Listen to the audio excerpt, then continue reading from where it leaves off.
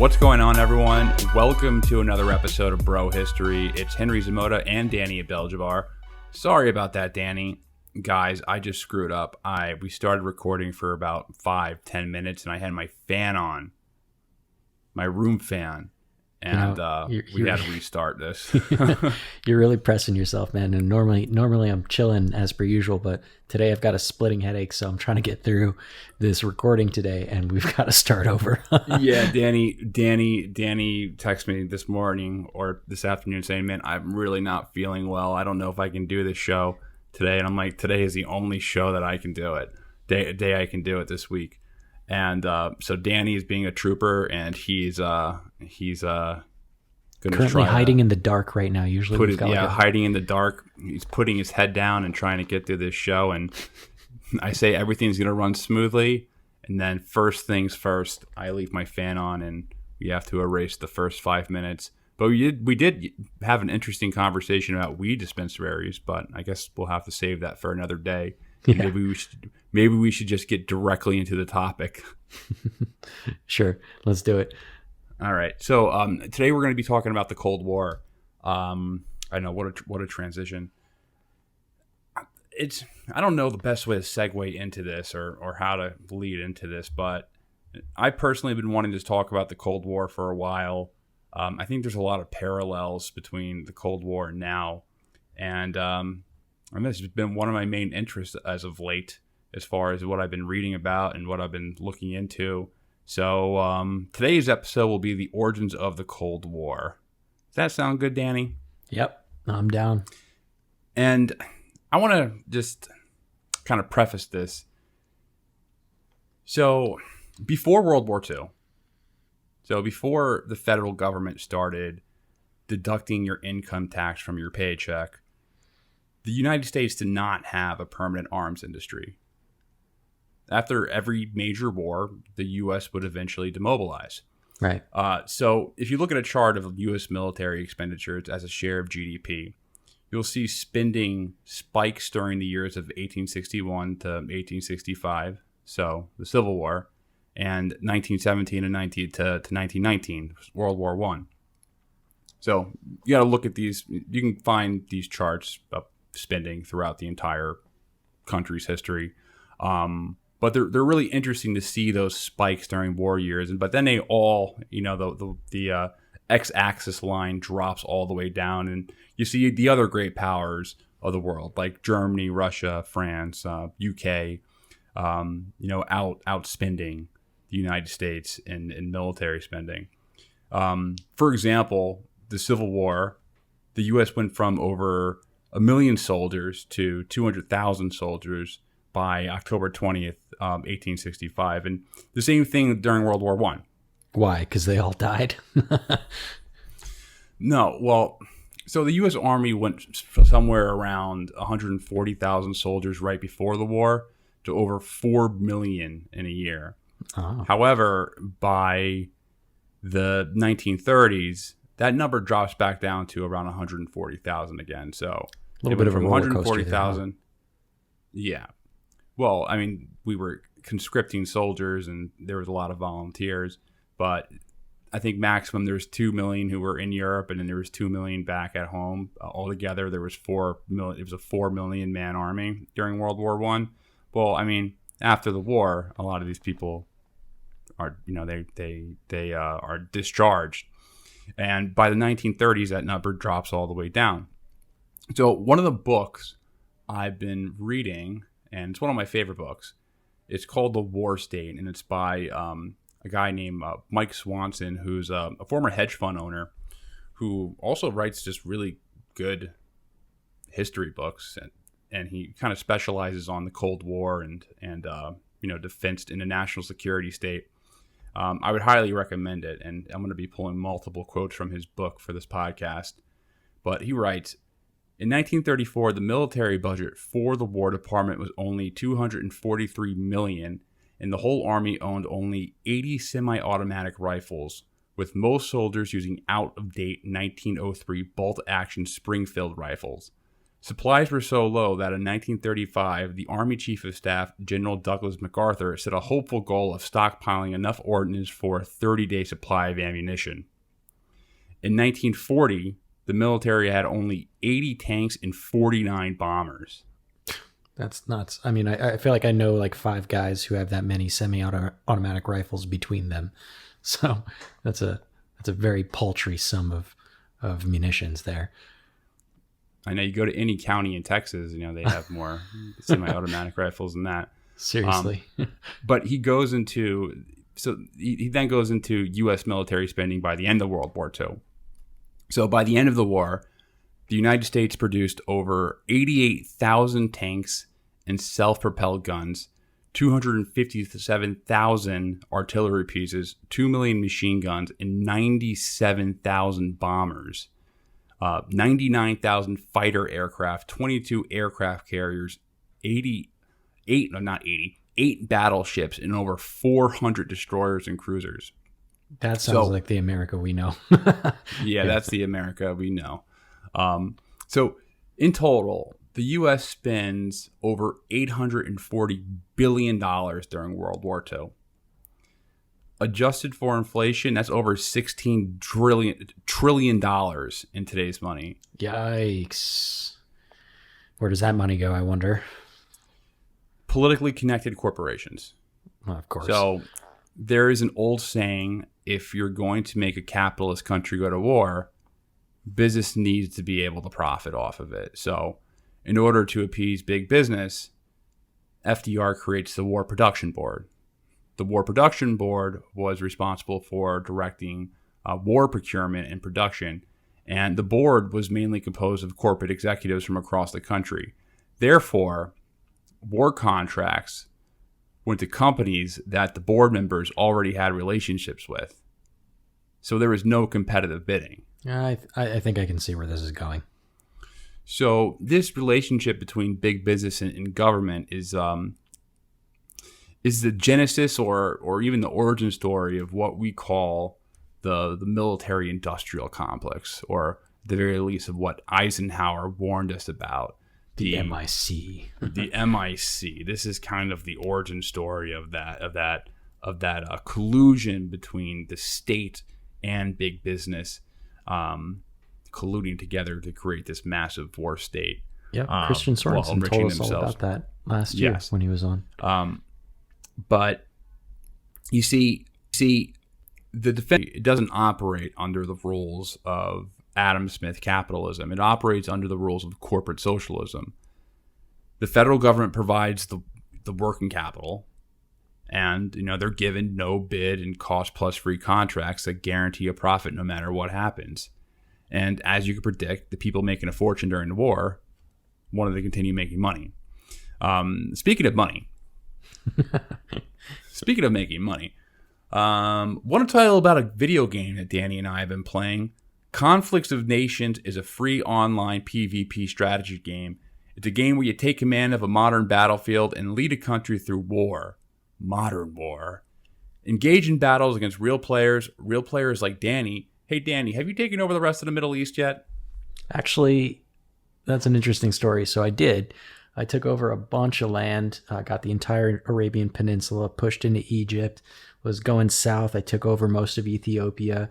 I actually turned around and went eastwards and started, taking over places like Georgia and Turkey and all this other stuff.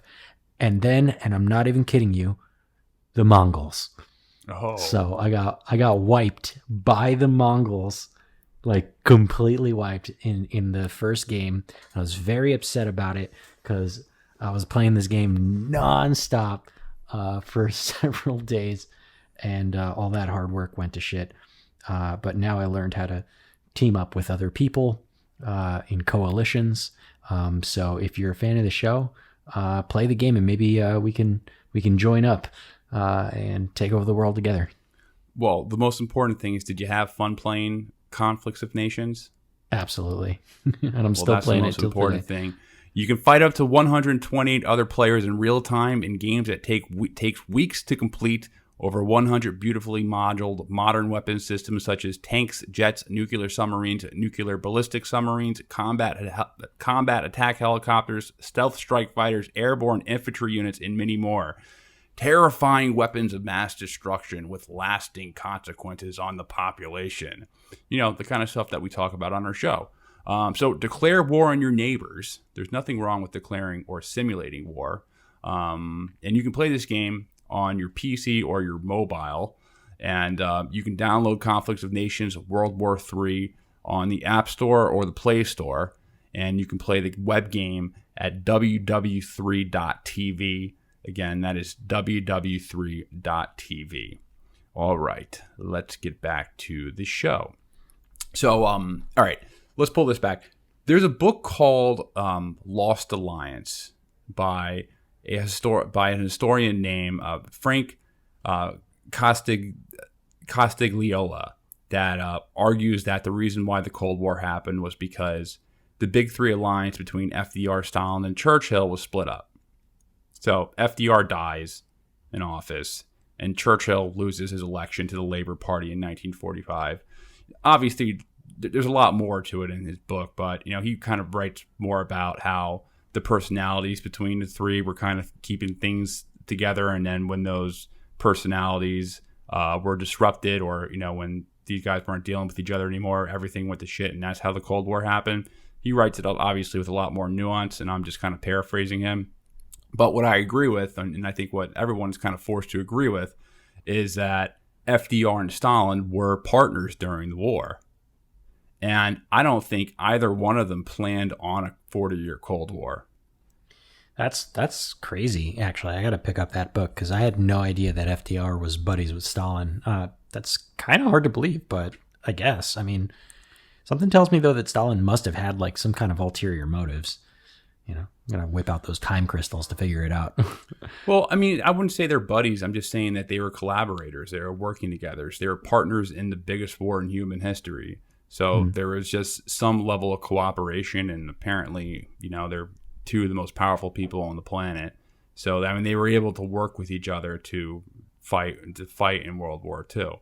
As far as like, so as soon as they broke up the band, I don't know how far, but I can tell you that he was accused of being too soft on Stalin. Like when people would criticize him, he'd be like, "Hey, man, this guy's a monster." It is true that he is that Stalin is a monster, by the way. So that was a criticism. But just to pull this back, the Soviet Union suffered more than any other country during the war. The Eastern Front of World War II was the largest and most brutal war fought in human history. Right. And the Soviets, they lose tens of millions of people. And I mean, early in the war, the Germans got within just a few miles of Moscow. So Stalin was gladly willing to cooperate with the Allies in order to protect the Soviet state from another invasion after the war. I mean, but how do you said so yourself, Stalin's kind of a monster. Like, how can you trust Stalin, though? I mean, I can see why he would want the help, but why would we cooperate with him? Well, I think you just got to look at history and see what his interests are. I mean, how many times has Russia been invaded throughout history? And not just Napoleon and not just Hitler. And I guess you can throw in Genghis Khan from the East and, you know, all the barbarian or the Mongols, man. Mongol hordes. Or not, it wasn't Genghis Khan who did it. It was, well, let's not go too far out of this. I know you have a headache. But something that is kind of forgotten in history that no one really talks about, or you know, you're not going to learn in your social studies class. The Allies tried to strangle the Bolsheviks in the cradle. During World War I, after Russia made a peace deal with Germany, the Allies invade Russian territory in order to restore a second front against Germany.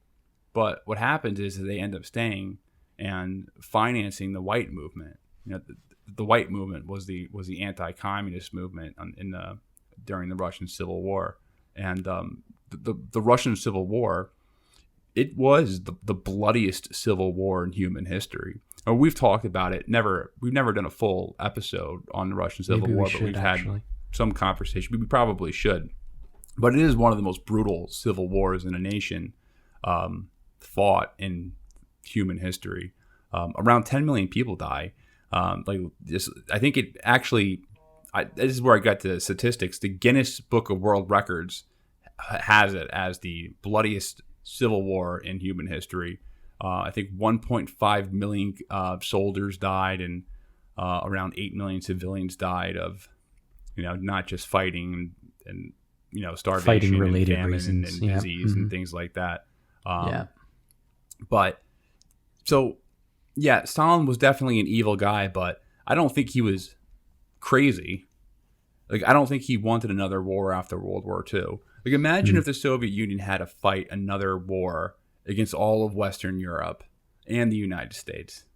Well, I mean, based on what you're saying, I feel like he would have lost. That they wouldn't have been in a spot to risk more lives in the war and more money, and probably also would have given his domestic opponents an opening to work with foreign powers to overthrow Stalin himself from the inside out. Probably wouldn't have been a good deal for him.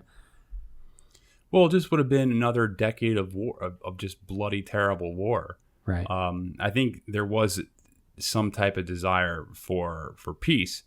And something that's interesting is that, we've talked about the Comintern and how, the Comintern trained a lot of the young Chinese communists, not just the Chinese communists, but, the Chinese, they trained political parties all over the world, not even just communists. Like, they would just train people, kind of throw shit in the wall and hope they'd end up being communist. Like Chiang Kai-shek from China and Mao were both trained by the Comintern. And Chiang Kai-shek is probably the most anti-communist person of all time, as far as who killed the most commies ever is probably Chiang Kai-shek. Well, he dissolves the Comintern, Communist International. He dissolves that in 1943. So he disbands the mission to spread communism worldwide.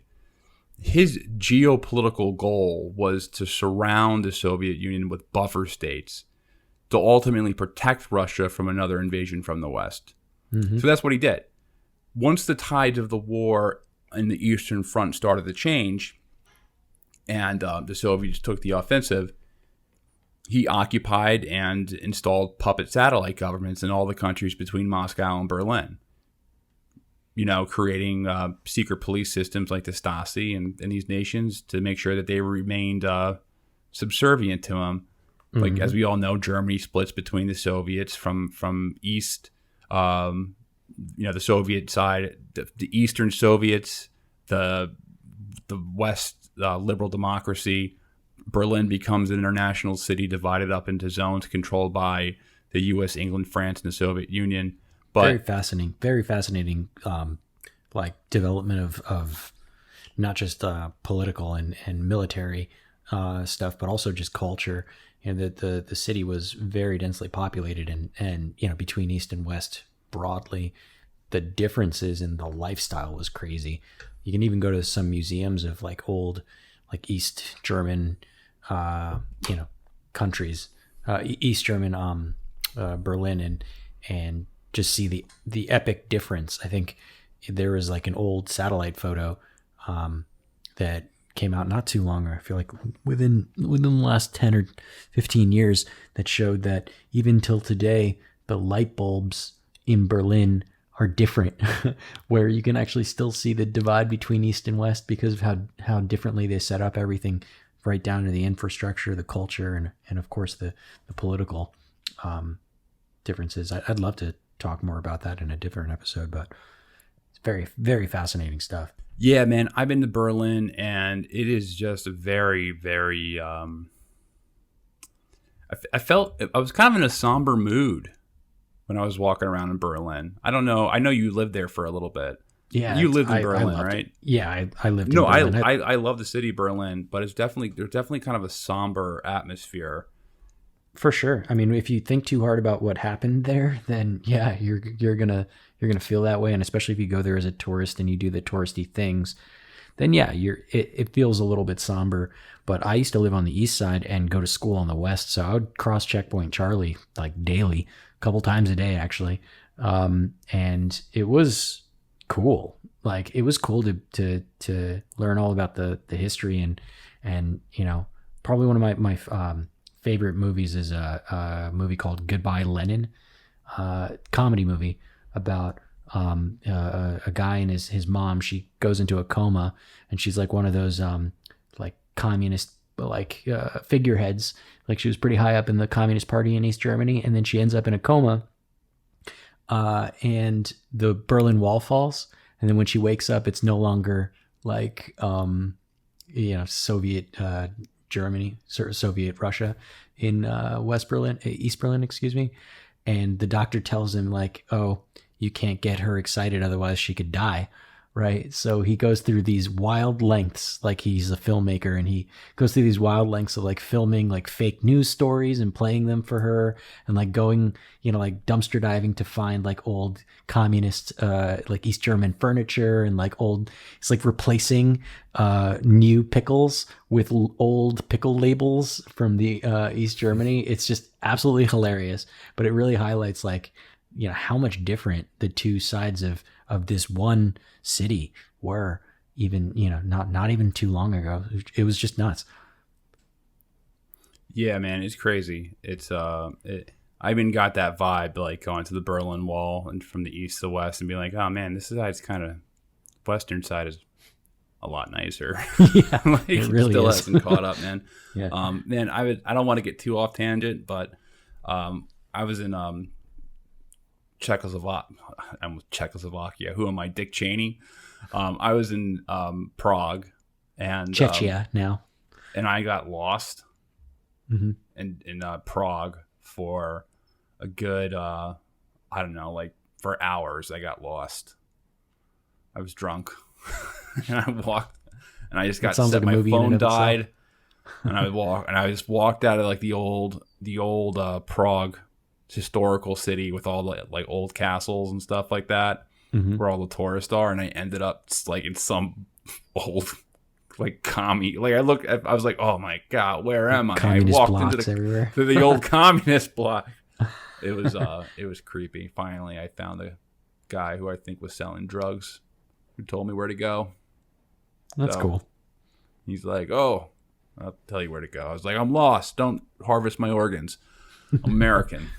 All right, getting too off tangent, but all right, back to back to the Cold War.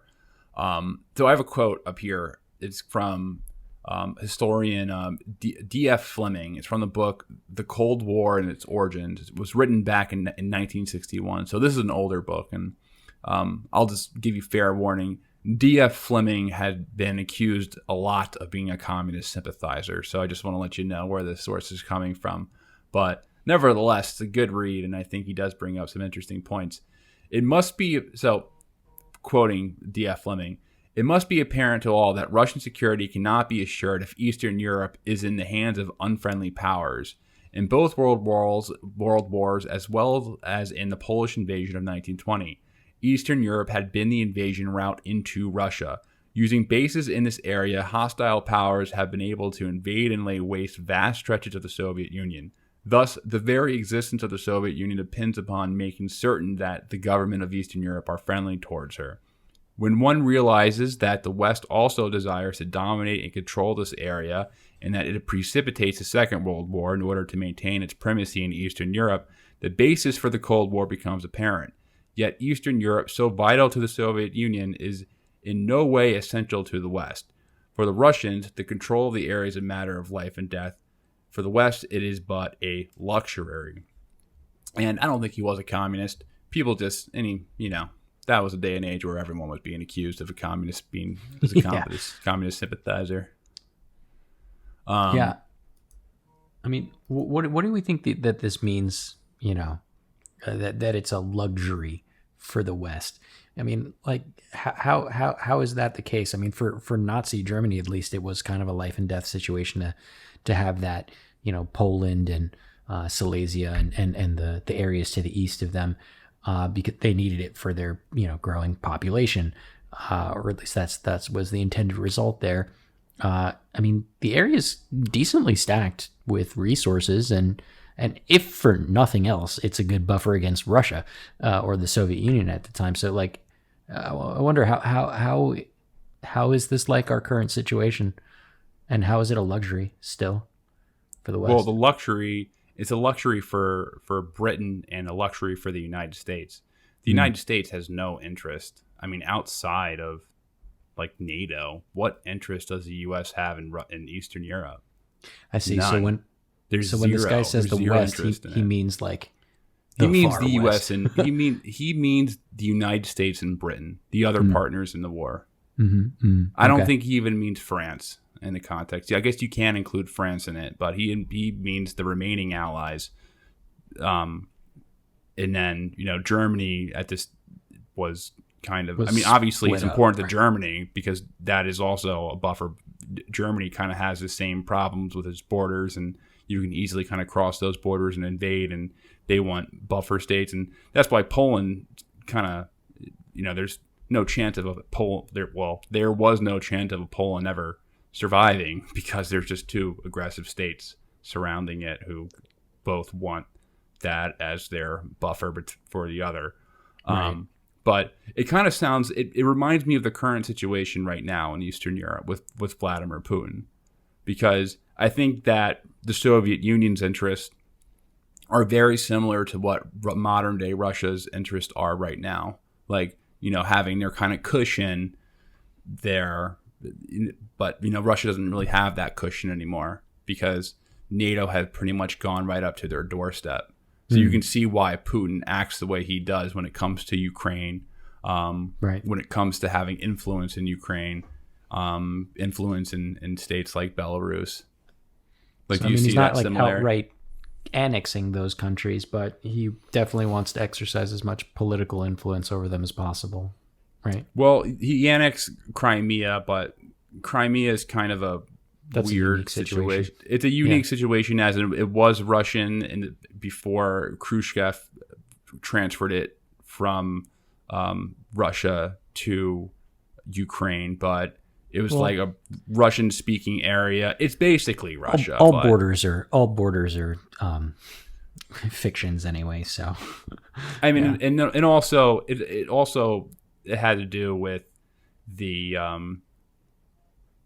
Navy base in Sevastopol there. Right. The Russia was not giving up the Sevastopol Navy base under its dead body. They're not near warm water. They're in a cold place. That was their only warm water port. So right. It would have it was just kind of a necessary thing for them to do as far as geopolitically. But so FDR. I think FDR also wanted a peaceful post-war. He thought you were saying that they were like bros with Stalin, right? Like, I didn't say bros. I said they were partners. They were collaborators. I work with this person. Doesn't mean that you hang out at the bar afterwards. Okay, fair enough.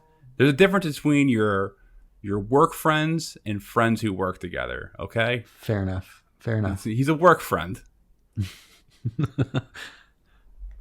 But I don't know. I mean, maybe their personal relationship goes deeper than I know. But I think that he did want to. I think FDR did want a peaceful post-war order.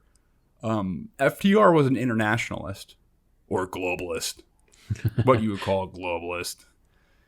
He created both the UN and the Bretton Woods system.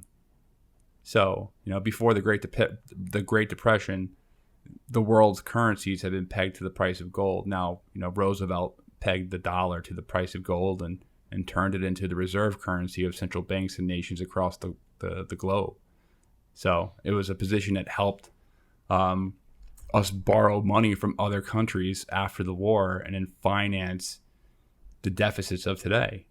It's funny because people think that FDR stood up to Wall Street.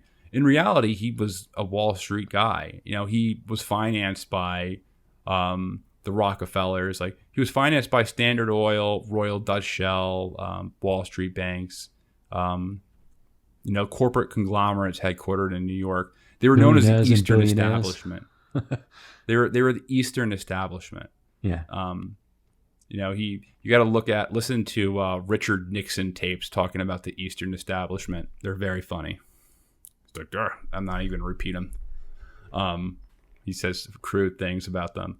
But Stalin didn't give a crap about this shit. He didn't give a crap about liberal internationalism and like having access to Russian resources and things like that, and global capitalism. Like, that's what Roosevelt was interested in, like, free global trade and being able, American companies being able to compete with like other like third world countries on the global markets with superior technology and having control of currencies and stuff like that. That's what FDR's plan was, and he wanted to invite the Soviet Union into that system if he could. And then Stalin was just like, I don't give a crap about that. I just want my buffer states. I want my sphere of influence in Eastern Europe. Like, what can we do to do it? What can we get? So, I mean, eventually FDR dies, right? So this doesn't, like, his globalist intentions kind of end with him, don't they?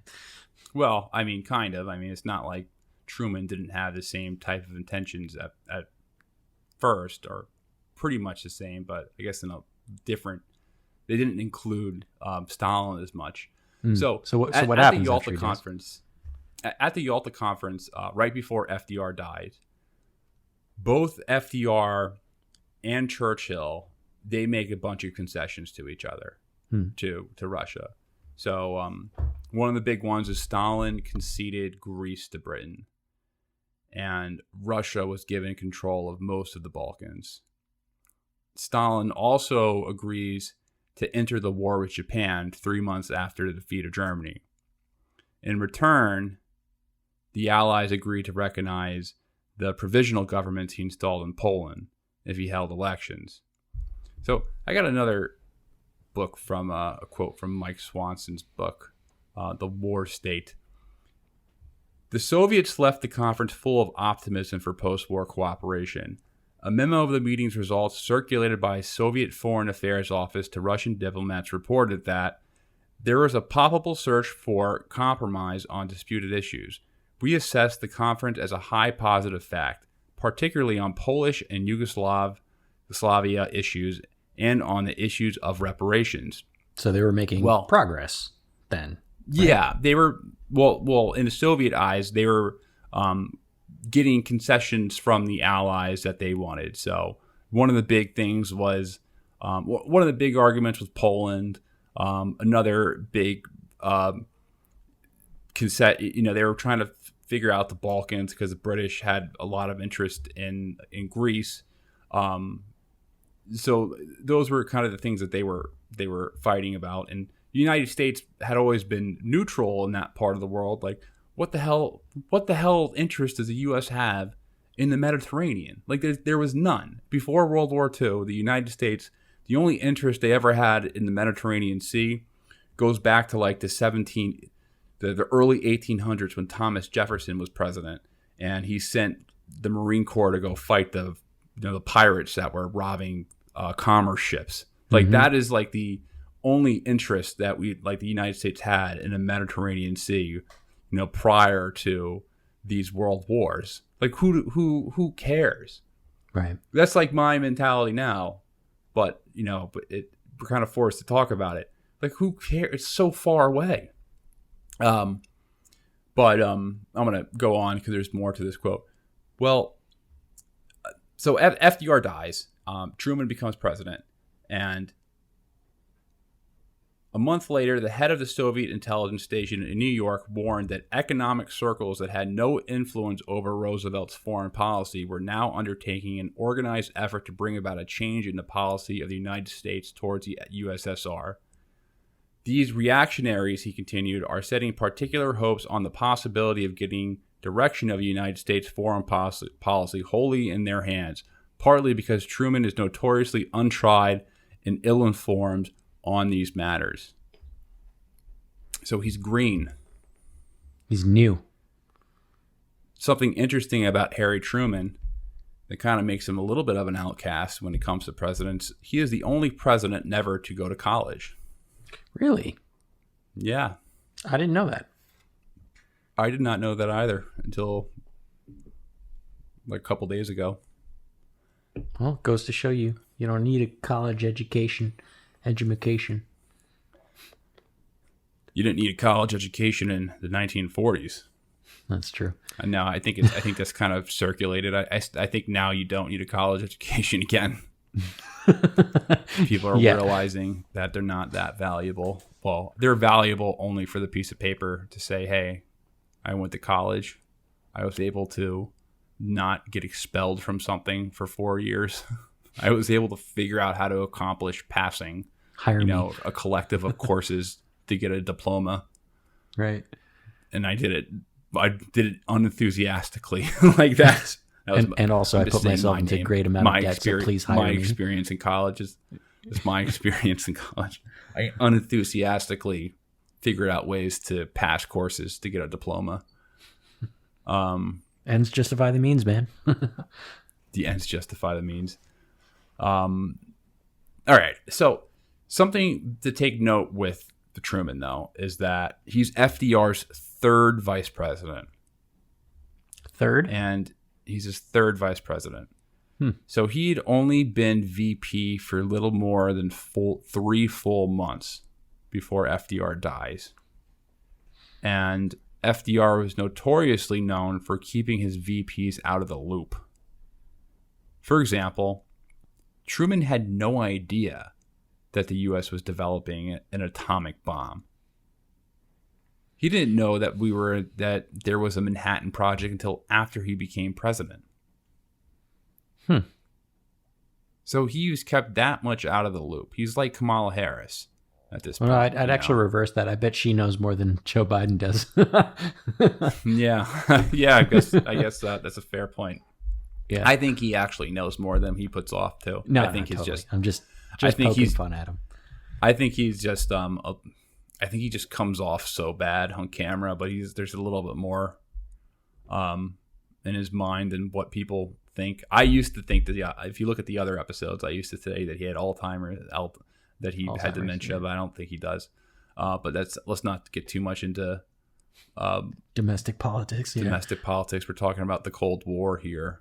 Some say we live in a Cold War now. A Cold War with China. Or a Cold War between the right and left. The culture war. Okay, so so Truman, he's inexperienced. He turns to a guy named James Burns for consultation on foreign policy. Mm-hmm. James Burns was the head of the Office of War Mobilization, and they were really good friends from their time in the Senate together. So the Office of War Mobilization was a very high-level position. It was one of the highest positions in the national security state. So it certainly sounds like it. My guess is that you're about to tell me how he impacted Truman's policy. So is it good or bad? Well, I mean, that's subjective. Okay. So in 3 weeks into his presidency, Hitler kills himself. Not bad. He kills himself on April 30th, and Germany surrenders on May 7th. VE Day, May 7th, 1945. Mm-hmm. Harry Hopkins, FDR's closest policy advisor, he was telling Truman that he could negotiate with Stalin, and Stalin's only problem was that he was a hardcore Russian nationalist, and he just had to deal with him. Harry Hopkins is another guy that historians kind of be like, oh, Harry Hopkins was way too close with Stalin, and he enabled him and stuff like that, which may be true. I'm not an expert. I'm just kind of repeating things that I've read. However, Burns convinced Truman to delay the post-war meetings until they successfully tested the atomic bomb. So basically what he tells them is that the bomb would put them in a position to dictate our own terms at the end of the war. So he said, hey, man, which is true from the Machiavellian standpoint. That's definitely the right advice. Hey, we have this like bomb, this bomb that just changes warfare forever. Like, this is a historic moment. We're testing this thing. It's going to be, if this thing works, the United States is the most powerful and scary nation ever, and no one will ever want to fuck with us, and we'll be able to do whatever we want across the world. So why would we go to our post-war meetings where we're going to be talking about like influence and concessions that we want to make and the new world order and not have this card? Like, what are you, crazy? Of course we need to wait till this thing works. If this thing works, we're the world's superpower number one. Like, we're the number one power, no questions asked. We can dictate anything. That's right. So, I mean, that was probably the right advice if you're, the nation, if you're arguing for the interest of the government. As a side note on that, I'm not super familiar with how it is that other countries ended up getting, specifically the Soviet Union, but how other countries ended up getting the bomb themselves. Like, did they like just steal our ideas, or like did they espionage us and that's how they were able to figure out how to do it? Or was it enough to just see that we had an atomic bomb for them to be like, oh, I bet we can make one of those too? I'm really curious about that. I'm not sure when like the proliferation agreements came to be. There are some countries that have, signed the proliferation agreements that the United States has created to join the nations of countries that are allowed to have bombs, like France, or for example. And then there's some countries that have not, like Israel, that do have bombs, and everyone knows that they have atomic bombs. Right. So I don't know. I mean, the Israelis got it through espionage. Like, they got it from espionage in the United States. There's other countries that get the technology from just like trade and things like that. I'm not sure. Yeah, but I was just curious, process. Like, because the Soviets end up building their own nuclear bombs, and that's like this was our deterrent and to be the scary country that dictates the world at this point. But they end up getting their hands on it too. I don't exactly remember the exact time frame, but they get their hands on it. Not only do they get their hands on it, but their proliferation goes farther and faster than ours does, to the point where they get to making the fucking Tsar Bomba, which is like the largest explosion ever, man-made explosion ever done. And at that point, both countries had enough stockpiles to destroy the entire planet many times over, and it becomes kind of a moot point. But yeah, if we're talking about the politics of the bomb itself and how it dictates geopolitics, the one blind spot that I have that I'm kind of curious to look up at this point is just, how did they end up getting it? Like, what were the conditions by which they were able to secure the scary weapon? I think it was just the pressures of not having it. I'm not sure if I'm not sure the exact history of how they developed it, but I think what hate made them build it so fast was just the pressures of not having it and wanting it. But I guess the overall attitude was, screw the Soviets. We're the world power. We're the country, like, we have 3 times the gross national product as they do. We're just a way more powerful country. But so one of the major concessions and the conditions that they were talking about was a Polish question. Yeah, I was just going to ask you about that, actually. So what's the deal with Poland? Because they're, I read that they were kind of a big point of contention for all of this, and I imagine that what happens in Poland matters a great deal for the Soviet Union at the very least. So it's kind of like a bargaining chip, wasn't it? Yeah, well, Poland doesn't exist before World War I as a nation. They're Polish a nation land, right? Polish land. There's Polish people, but there's not Poland the country. Historically, those were parts of the Russian Empire and the German Empire. And, both states. Maybe even the Akkadian Empire. Yeah. both states saw Poland as, you know, valuable real estate to protect themselves from invasion. It was just land that was needed. So they're kind of set up. Poland as a state that is created is kind of just like a British puppet government after World War One, and they're really put in a terrible position. Like, they really are just put in between the two most vicious states in European history. And if you like look at Poland as a map, like, there's not really any mountains to protect it. It's just plains. You can just walk right in there. So really had no chance to survive World War II. Like, of course, they were going to be eaten up alive by both of these states. But the agreement in Yalta was that there was supposed to be this unity government in Poland. However, the Soviet Union had maneuvered a communist government into power, and, you know, they were going to sign the Soviet-Polish Treaty. And I have this quote. I'm going to pull up Mike Swanson's book again. Harry Truman's advisors saw this as a dangerous sign.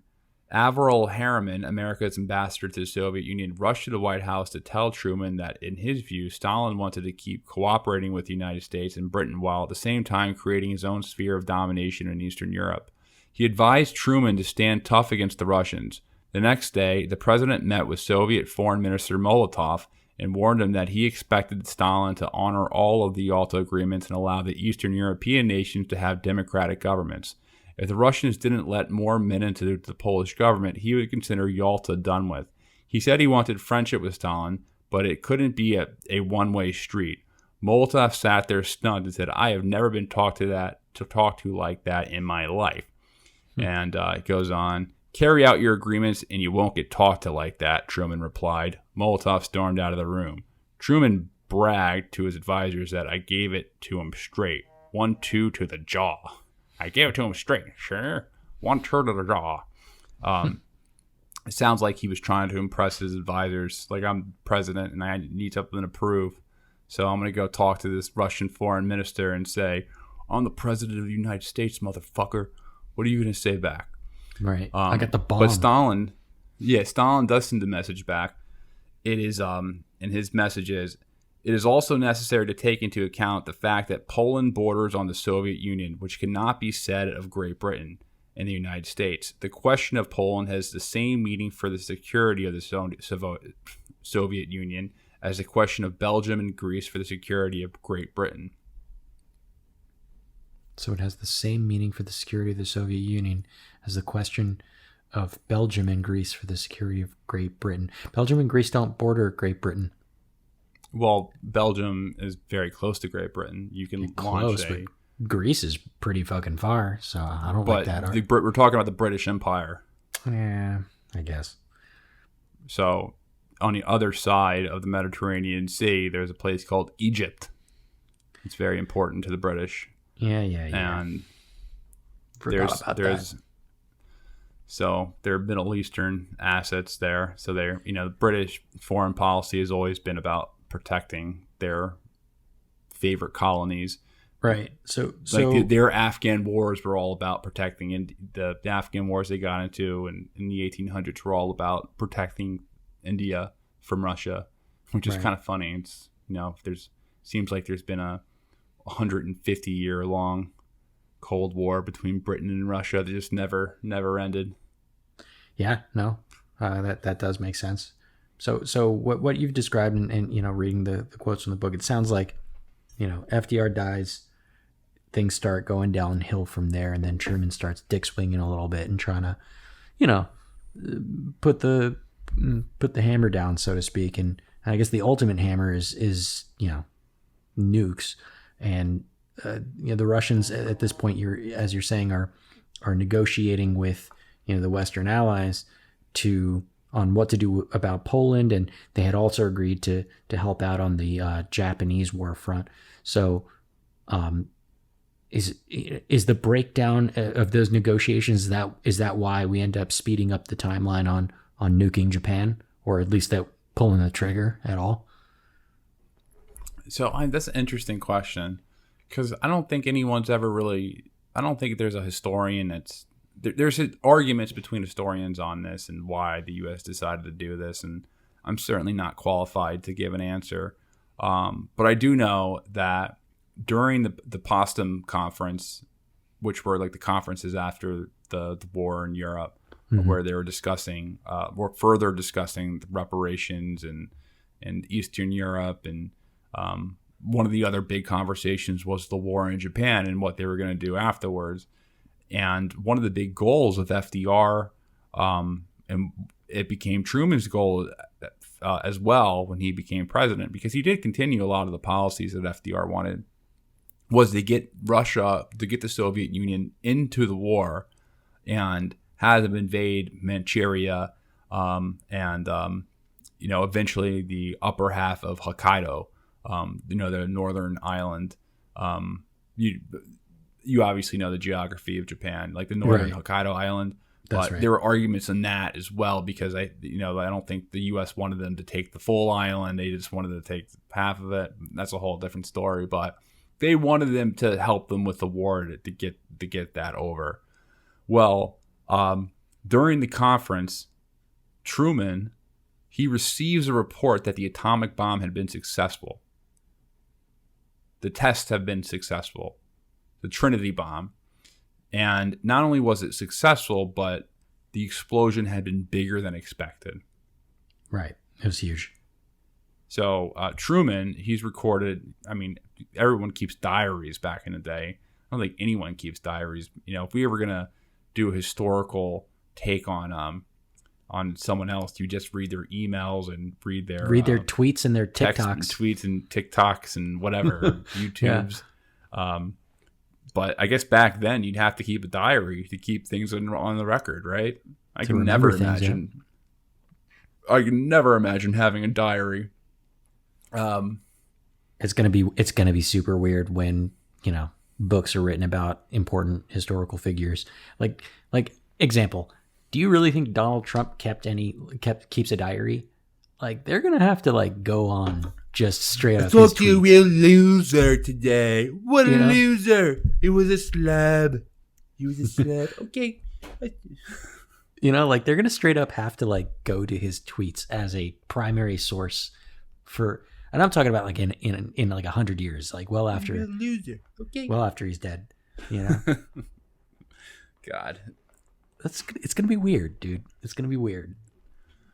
It's gonna be weird. It's gonna be weird to have a lot of people from our generation. It's gonna be weird to see their biographies. Their biographies, yeah, mm-hmm. Yeah, because I don't think our generation really writes journals. Everything is kind of online already. What they write that will be used, unless they get access from I don't know how the privacy would work if the family could release access to their emails or whatever. I guess I don't know how that would actually work at all.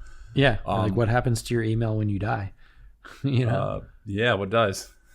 What does? Does it go to heaven with you? Or does it go to hell, depending on what's in the email? That's how they judge who goes to heaven and hell. They look at your emails. Yeah. Well, we know where Hillary's going. Did you overthrow any countries? We know where Hillary's going based on that then. Yeah. All right. So in his diary, he writes, Japs will fold up before Russia comes in. I am sure they will when Manhattan appears over their homeland. What a kind of vindictive asshole. So the shift is in the policy. Burns and Truman, they no longer wanted Russia in the war against Japan. Mm-hmm.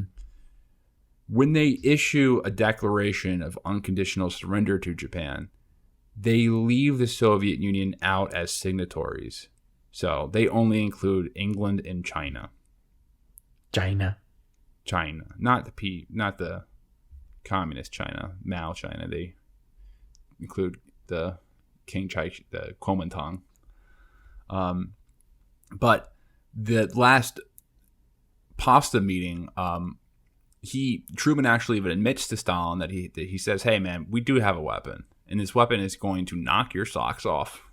You're not going to believe this shit when you see this nuke, when you see this bomb." He didn't say it was a nuke. He just said we have a weapon that is going to be unusual. you're not gonna see anything unusual like this, apparently. destructive force. Mm-hmm. Yeah, and Stalin just allegedly he just says, he's like, okay, yeah, sure, whatever. Doesn't really signal it. He's like, okay, yeah, sure. Well, I mean, whatever, pre-bomb times, that's kind of like everyone thinks that, like, it's like, yeah, okay, sure, buddy. Yeah. like what could you possibly do? And like, nobody, like, the atomic bomb is literally leaps and bounds beyond, I mean, it functions like other bombs, but in terms of the scale of the destructive force, it like leapfrogs many orders of magnitude over anything that was ever developed up to that point, So, of course, nobody would have believed it. Or they would have just like, yeah, sure, whatever. It'd be like someone saying that now. It's like, oh, you've got something stronger than a nuclear bomb? Yeah, okay. Yeah, you probably thought it was a bluff. Right. And, what's that website where you can see... Oh, yeah, we did that. The nuclear map. Nuclear map. Mm-hmm. Where you can pick bombs out, and then you can bomb different parts of the world. Yeah, you can pick wherever part of your map and different conditions. We did an episode with video where I was like fucking around on the iPad. That was do you live near a nuclear sponge? Yes. Mm-hmm. That is pretty fun. And then it shows you the blast radius, and it also shows the I guess the zone where everyone's vaporized. Yeah. And the zone where everyone's going to die from cancer. Yeah. Well, it's funny because everyone bombs their home city. That's right. The first thing that you bomb where you live. Of course. That's a natural reaction. You want to know how fucked are you? Like, if a bomb lands within 2 miles of where I live, you're gonna die. You're gonna die. But I think we would survive. Both of us would survive an A bomb, and let's just say if one was dropped in at like Penn Station or yeah, we would survive, but we might end up having. Well, first of all, we'd have a hard time getting out. We'd have a hard time leaving, and second of all, we might end up with cancer like very quickly. So. Yeah, we would survive the blast radius, mm-hmm. but we would get sick from the radiation and all of that. Right, I think, but and probably not be able to leave. Yeah, well, the stories of the A bomb are horrifying. Mm-hmm. The stories from Hiroshima and Nagasaki, like they're really shadows on the wall getting like permanently. Well, I don't find those stories that. I mean, those are obviously terrible, but the things I find more horrifying are like the ones where people lived and were just maimed. Their whole body was just burnt to a crisp, and they were just in extreme amounts of pain. Those are the most horrifying stories. And like the doctor accounts of like working with people, like, oh man, it's a tragedy that those cities were destroyed like that. And so, but let's pull this back. When they dropped the bomb on Hiroshima,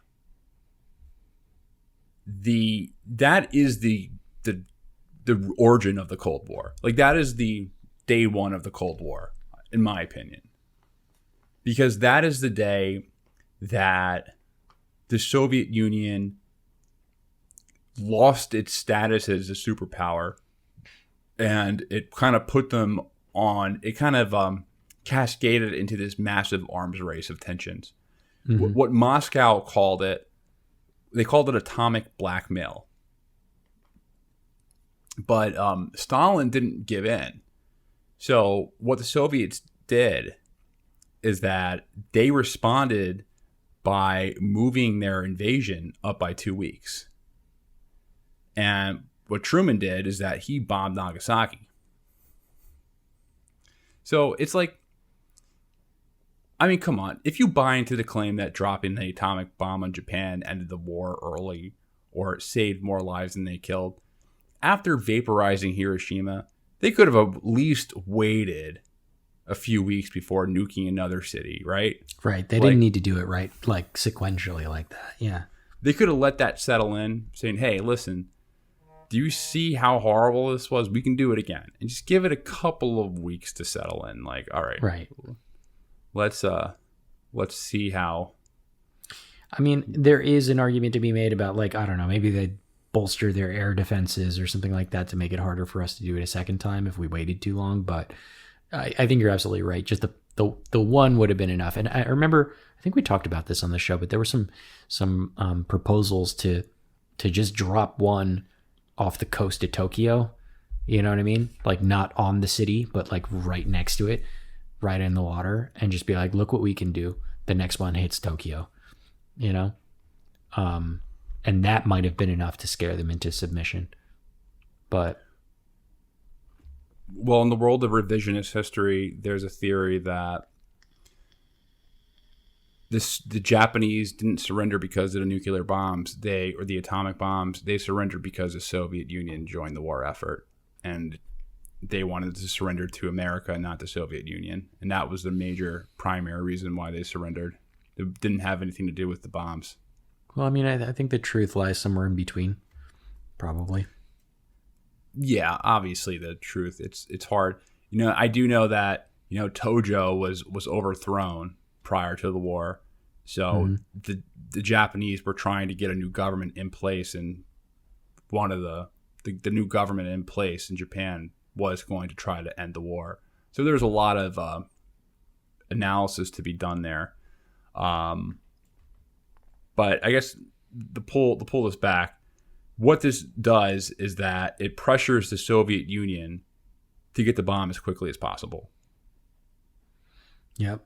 And I mean, I brought this up kind of earlier, but, why do you think, or from what you've read, in this book, like, why do you think it was so important to have leverage over this, to have this kind of leverage over the Soviet Union? So, all right, I'll pull up another passage from this Mike Swanson book. The Soviet Union had lost millions of soldiers in the war against Germany, and most of its industry had been destroyed. British commander Bernard Montgomery visited the Soviet Union and found Russians to be very, very tired. Devastation in Russia is appalling, and the country is in no fit to start a war. U.S. Army intelligence figured that it would take the Russians 15 years to overcome these manpower losses, 5 to 10 years to build a viable air force that could compete with the United States, another 15 to 25 years to build a navy, and 10 years to rebuild its railway networks. It would be suicidal insanity for the Soviet Union to try to attack the United States or Western Europe in this condition, and especially when it didn't have an atomic bomb against an enemy that not only showed that it had the bomb, but also that it wouldn't hesitate to use it if it was necessary. And no one thought Stalin was crazy. Well, if the Soviets were in no condition to go to war, why were we so worried about it? Why was the U.S. so worried about it? Well, so, all right. This was the greatest war in human history, World War II. And Europe had effectively been destroyed. So, in the words of Truman's advisor, John McCloy, there was a complete economic, social breakdown in Central Europe that was unparalleled in history. His Undersecretary of State, Dean Acheson, he reported that the destruction is more complete, hunger more acute, exhaustion more widespread than anyone realized. So, to put this into context, the average German was down to 1,000 calories a day. There was massive inflation all across Europe. What this caused was people to join the communist parties. I see. So it was less about Stalin, or less about the Soviet Union per se, and more about just desperate people flocking to go to whatever, whoever's going to tell them they're going to make it better. Yeah, it was all about, whatever political party they can get the most relief from. But votes for the Communist Party in Greece went from 17,000 in 1935 to 70,000 after the war. This was all across Europe. So the Truman administration thought if these nations went communist, they would align themselves with the Soviet Union. So over the next few years, the U.S. engaged in a policy of rebuilding Europe through economic aid. And, they also tried to block the Soviet Union from expanding. This belief led to the Truman Doctrine and the Marshall Plan. In Truman's words, a chaotic and hungry Europe is not a fertile ground in which stable, democratic, and friendly governments can be reared. So, nation building. Well, it's not as much nation building as in pumping money up building. So the United States starts to What's the difference? I guess what is a good point. So the U.S. starts to pump a lot of money into Europe, starting with Greece and Turkey. They give like $300 million in aid for Greece, $100 million for Turkey. I'm not even exactly sure why they gave the money to Turkey, but the reason why they gave so much money to Greece was because Greece was in the middle of a civil war. And the belief in the security state, national security state, was that if Greece turned communist, it would cascade into all of Europe turning communist. So, I mean, looking at a more recent example, Greece had a really bad go of it, during the economic crisis in 2008, and everyone was saying like, oh, if Greece goes belly under, then the entire Europe goes belly under, right? And didn't seem to turn out that way. So it seems like Greece is always pulling everyone down, or at least making everyone make tough decisions to pump more money into the area. Fucking Greece. Greece is failing. Bail us out, please. That means it's going to happen to all of us. Right. We need the Marshall Plan. But yeah, I mean, there had been I'm not an expert on Greek history at all, but from what I've read, there had been like a very long conflict in Greece between the right and the left wing there. And it wasn't necessarily even a product of like the Soviet Union or anything like that. Like that was just already in place. But the U.S. saw that as like kind of a launching point or a ground zero for the communist spread all across Europe. But the Marshall Plan that we all know in 1948, which was $13 billion in aid. I think originally it was proposed to be $17 billion. $13 billion in aid in 1945. That's a lot of money today. Adjusted for inflation is a lot of money. It created this really big economic commitment to Europe from the United States. And then NATO was created to integrate Western Europe into a defensive alliance. And what this does is that it creates a security dilemma, which is when the defensive measures of one nation causes another nation to embark on their own defensive measures. So tit for tat, kind of, a tit for tat type of thing. Exactly. The Soviets saw this money being pumped into Western Europe as a threat to them because it meant that, well, one of the big threats was that it meant the potential revival of Germany. And it also meant the possibility that Eastern European states could break away and join Western Europe. So when economic aid was offered to countries of Eastern Europe, they were forced to reject it by the Soviet Union. Doesn't this sound kind of familiar to you? Doesn't this sound very parallel to modern tensions with Russia? Yeah, I mean, specifically Ukraine, Doesn't that ring very parallel between Ukraine not taking money from the West and taking money from choosing Russia to be their bailout partner? That's right. Yeah, and not the EU. I mean, it makes sense because before it used to be Poland, right? Poland was the kind of midland between the two rival, very aggressive powers, and that line has since shifted eastward, and now countries like Ukraine are on that precipice. So, yeah, they have hard decisions to make.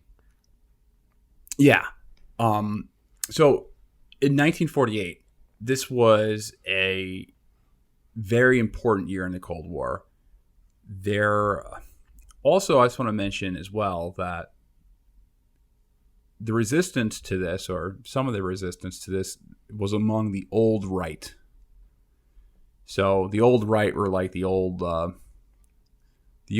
There's two wings of the Republican Party in the early 20th century. There was the internationalist kind of Rockefeller type crowds who kind of put their money behind Eisenhower, and then there was the old right, guys like Robert Taft. And these were or Charles Lindbergh was part of the old right, and they were the main opposition to this. So they were saying that the Truman administration was full of shit, and that they were fear mongering. To deal with this resistance, though, the Truman administration started painting the Soviets as a country bent on world domination. Okay, now that also sounds very familiar to you. Just ratchet up the fear about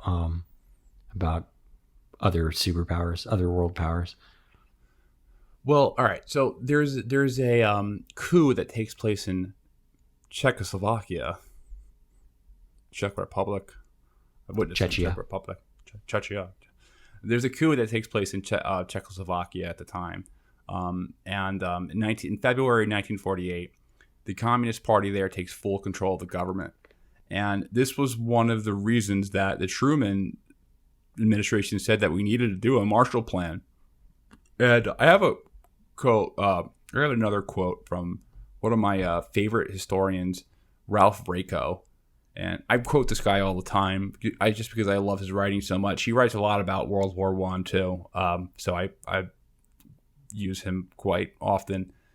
But I'm going to read from him right now. Czechoslovakia, for all intents and purposes, was already a Soviet satellite, having led the Czechs in the ethnic cleansing of 3.5 million Sudeten Germans. The communists enjoyed great popularity. In the general elections, they won 38% of the vote, constituting by far the largest single party.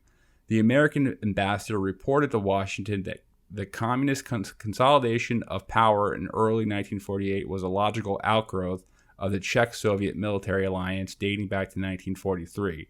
George Marshall himself in private stated that as far as the international affairs are concerned, the formal communist assumption of power made no difference. It would merely crystallize and confirm for the future previous Czech policy. Still, the communist coup was painted as a great leap forward in Stalin's plan for world conquest. Now, I have another quote from Air Force General Robert C. Richardson, who served at NATO headquarters in the early 1950s. And he had admitted there was no question about it that the Soviet threat that we were planning against was way overrated and internationally overrated, intentionally overrated, because there was the problem of reorienting the U.S. demobilization, made this 9-foot-tall threat out of it there. And for years and years it stuck. I mean, it was almost immovable. So, I mean, there's a lot of other quotes like that as well. And it's funny because what a lot of the people who kind of recognized this or spoke out against it, they were called, wait for it, Kremlin assets. Does that sound familiar? Yeah, Russian assets, Chinese assets. Kremlin assets. Mm-hmm. Tulsi Gabbard. Hillary Clinton called, I think her direct words, because she called her a Kremlin asset. Maybe it was a Russian asset, but I think Russian Kremlin asset. So it's just funny the same language was being used exactly. back in. We think everything is new, but you just you read a couple of books, and you're like, oh, this already happened. Yeah, I mean, history doesn't repeat itself, but it does rhyme for sure. Yeah, but I don't know. You just really see, like, wow, there's really great parallels between now and then. But all right, let's wrap this up and get to kind of the final point of this. So on August 29th, 1949, the Soviets get the A-bomb. In response to not just the Soviets getting the A-bomb, but also the communist victory in the Chinese Civil War. They didn't win yet, but they were about to win. Like, the writing was on the table that the Kuomintang was about to flee to Taiwan. And also the U.S. had its own recession at this time. The U.S. sought to draft a basic strategy guide for the Cold War. And the result was the National Security Council Report 68, also called the NSC-68, signed by Truman on September 30th, 1950, and supervised by Paul Nitz. And it stated, "A defeat of free institutions anywhere is a defeat everywhere. The United States should no longer attempt to distinguish between national and global security. Instead, it must stand at the political material center with other free nations in variable orbits around it."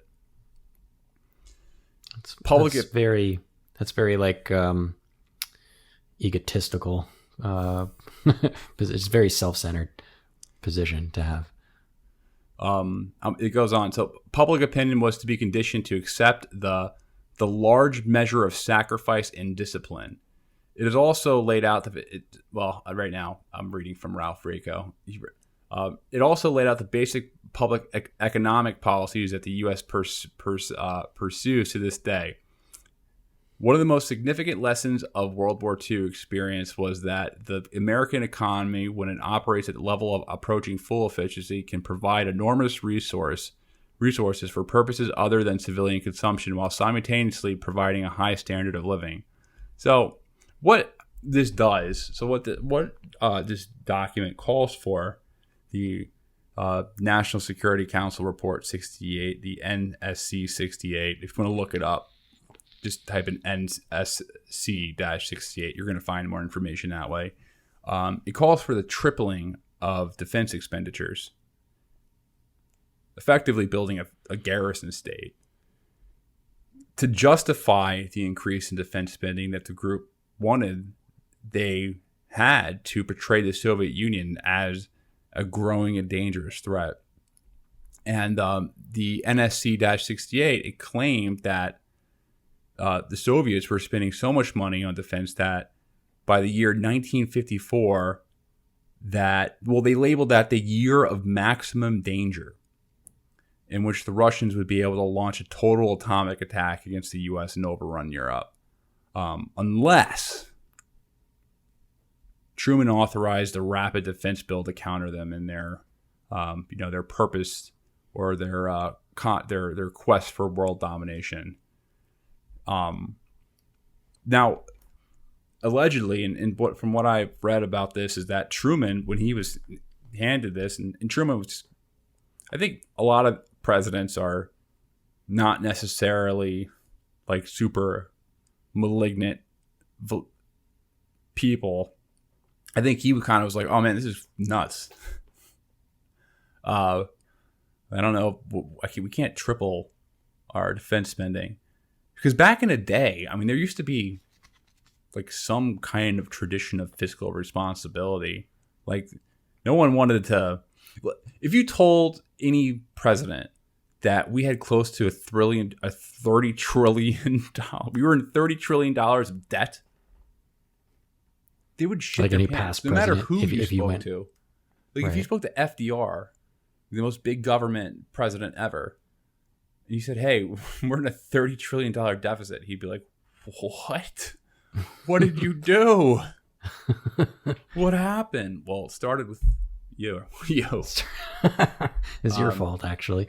30 trillion. They would. Well, to your earlier point, yeah, you're right, because that doesn't sound like a very attractive idea at this time, because, as you pointed out really in the beginning of the show, the expenditures of the United States on war would only like spike in wartime and then would quickly subside thereafter, where other countries would then dwarf our military spending, because we would just basically send everybody home, right? We were like, okay, war's over, go home, right? We're done with this. And we wouldn't keep large stockpiles of everything, and the the idea wasn't to keep this. It was more Washingtonian, like not having a crazy large standing army. It was just like when we need it, we'll have it, and when we don't, we won't. So you're saying that this NSC 68 starts ratcheting up all this Russia phobia, all this Soviet fear. And they're saying that, by 1954, it's going to be, we're going to have maximum danger, and we have to, build up our shit 3 times what it is now, even though the war is over, I could see how that would be a kind of tough pill to swallow. And it's pretty interesting that it seems to be the route we went down. But I think you were saying that Truman had a couple of options here, right? Yeah, so the way that they do this in a national security state is that they give presidents multiple options, and then they'll say, all right, well, we have 3 options, and then 2 of the options will be ridiculous. Like, you can't. Good, bad, and ugly, Like, just, they're not conceivable. So the options that they give him are the first one is, like, we can just simply withdraw from the world and leave Europe and Japan on their own devices. So we could just let them be and leave, and we'll just go back and we'll completely withdraw. The second option, which was going to be no, like obviously Truman was going to go for that. The second option was, all right, well, the other option is that we can just do a full-scale atomic war on the Soviet Union right away. We just nuke them right now. Just nuke them right now. And then Truman's like, wait, well, I don't want to do that. Like, come on. Like, there's got to be another way. And then they're like, well, there is another way, but you've got to be a really good president to pull this one off. We need a real good leader. All right. Well, the third option is that we could just triple defense spending. And, that will give us the strategic edge to close all the gaps between the Soviet dominance and military technology. And you're like, all right, that's it. That you're telling me that's the only thing? Like, that's how things are done. Like, I think that's how they talk to presidents. I don't think sneaky hobbitses. Yeah, they kind of fool them into doing these policies. And this bill, and I'm just going to read a couple more quotes from this, and we'll wrap this up because I think these are important points. So this is from historian Ernest May, and he writes this in the book World War II and the Cold War. Once the president studied the document and discovered how carefully Atchison and Nitz had built their base of support, however, he probably recognized that he was trapped. Hardly had he told reporters that he had hoped to continue to cut defense spending than he began to see arguments directly out of the NSC 68 appearing in the press. So what he's essentially saying is that the bureaucracy had already been behind this document. So key figures in the administration and within the national security state had already supported the NSC 68, and Truman, effectively, if he went against it, he would have gone at war with his own administration and in the national security state. So he was kind of forced to do that, to go along with it. And within a couple of months of him signing it, guess what happens? What? North Korea invades South Korea. Yeah. Ba-jing. And then the Koreans. Ka-jing. And something interesting, like to give some context on, these hysterical arguments about like gaps in technology. Kennedy ran on that. So one of the complaints on Eisenhower is that there was a big missile gap. So there was a big fear that, there's going to, like, under the Eisenhower administration, there became this big missile gap between the United States and the Soviet Union. And Kennedy campaigned on that. He was like, I'm going to, make sure that our missile gap is not, and we'll get back. And allegedly, or apparently, like, there's this great story about when Kennedy, he going through his meetings with Eisenhower when there's that transition from presidency, Eisenhower is like, I just want you to know something. There is no missile gap. And then he starts like, I'm going to tell you the real deal. And Eisenhower kind of tells him the real deal about like, this is how we do it, how we navigate the Cold War. And Eisenhower is like showing him like all the cool shit you can do as president. Like, watch this. And like a helicopter just comes out of nowhere and picks him up. That's cool. Yeah. But it is, but there was no missile gap between the U.S. and the Soviet Union. The United States always had the edge in that type of technology. They weren't able to. That makes me wonder about. It makes me wonder about the shit that we hear about now about how much of a gap there is. I mean, there is a missile gap now. Kind of. I mean, we certainly have fewer missiles than the Soviet Union. Excuse me, Russia. Soviet Union doesn't exist anymore. We have fewer than Russia, but like I said before, the number of nukes really doesn't matter when just a handful of them are enough to blow up the whole world. But as far as like ballistic missiles go, like those medium range missiles, that we do have kind of a missile gap with China right now, and the military right now is I've been reading a lot of stuff about the push for kind of redeveloping those medium range missiles that used to be off the table because everyone agreed not to make them. But China never signed on to it, and they've been making them, and got us all worried, and we're all talking about making hypersonic cruise missiles and shit. Sounds like, again, history doesn't repeat itself, but it certainly does rhyme. I wonder if we already have more than enough of the technology, but people are just making the rounds in the media to ratchet up that fear so that we can, swallow that pill of military expenditure a little bit easier.